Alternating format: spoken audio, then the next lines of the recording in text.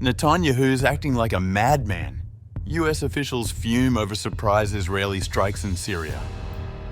In Syria, Al-Sharaa stays silent, even as a long-awaited massacre report lands on his desk. Over 1,000 killed in Sweida this week. 1,700 slaughtered in March. Still no justice. 2 leaders, 2 crises, and a region on the brink.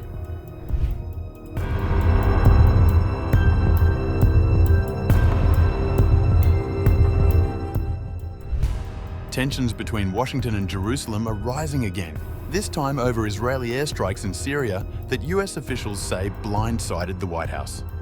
According to 6 senior officials who spoke to Axios, there is growing frustration within the Trump administration over Israeli Prime Minister Benjamin Netanyahu's recent military actions.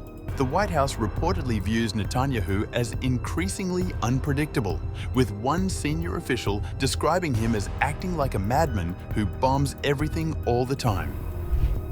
Bibi acted like a madman. He bombs everything all the time. This could undermine what Trump is trying to do. Another said Netanyahu is behaving like a child who won't listen, creating diplomatic headaches for President Trump, particularly as ceasefire talks are underway in the region. According to the Axios report, the tipping point came earlier this week when Israel bombed a Syrian military convoy near Sweida.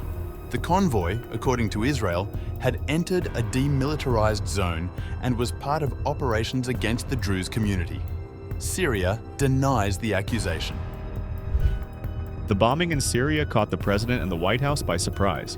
The president doesn't like turning on the television and seeing bombs dropped in a country he is seeking peace in, and made a monumental announcement to help rebuild. US Special Envoy Tom Barrack had asked Israel to hold off in order to make space for diplomacy.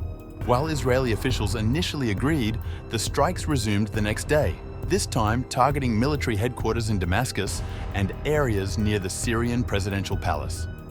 US officials were not only surprised by the timing, but also concerned about the regional implications. One official said Trump does not appreciate turning on the television to see bombs dropped in a country where he has announced plans for peace and reconstruction. Secretary of State Marco Rubio also reportedly urged Netanyahu to de-escalate, tying any pause in strikes to the Syrian military's withdrawal from Sweida. The backlash was swift.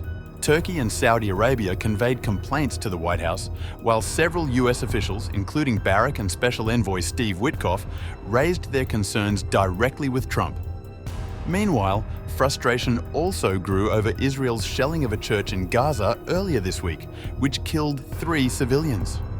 Though Trump has not spoken publicly about the strike, he reportedly called Netanyahu to demand an explanation and a statement of regret. Despite the mounting pressure, it remains unclear whether Trump personally shares his advisor's frustrations. A senior Israeli official told Axios that Trump had previously supported Israeli control of parts of Syria and had not raised objections to military actions there. Israel, the official added, was acting in defense of its Druze population and did not expect the level of US pushback.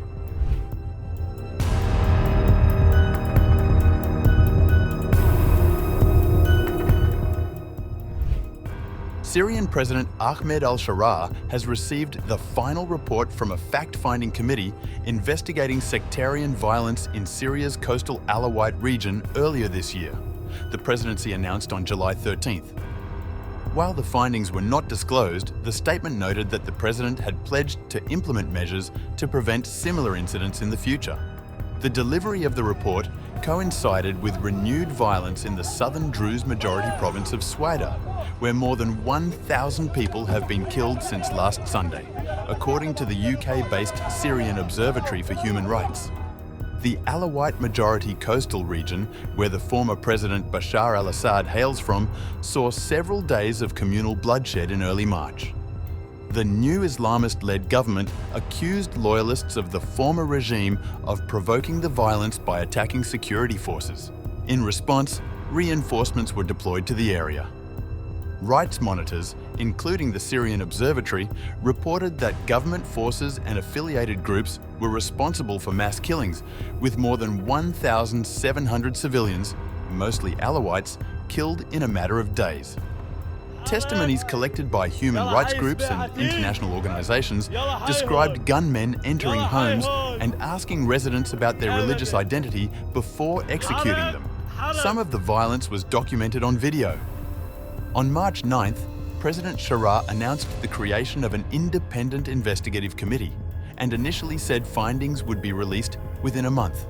That timeline was later extended, with the final report submitted in mid-July. The presidency said Al-Sharaa would review the findings carefully and had asked the committee to consider holding a press conference to present its conclusions if deemed appropriate. Amnesty International has called on Syria to make the report public and ensure those responsible are held accountable under national and international law. The timing of the report's submission, amid ongoing unrest in Sweida, has drawn renewed attention to sectarian tensions in the country.